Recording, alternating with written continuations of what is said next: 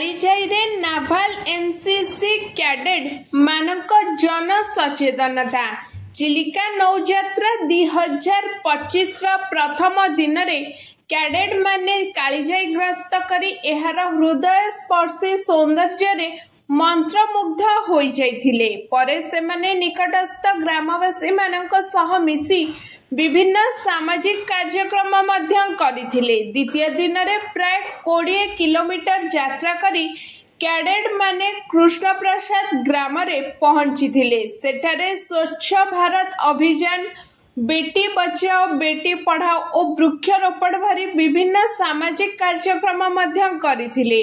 तृतीय दिन में पवन और जलर प्रभाव को साथी करी से माने बालुगाँ रे पहुंची थिले। सेठारे स्थानीय होता छोट पिला एवं युवक युवती मानक मध्यरे देश प्रेम मनोभाव सृष्टि करिया पई एक नाटक मध्य प्रदर्शन करथिले।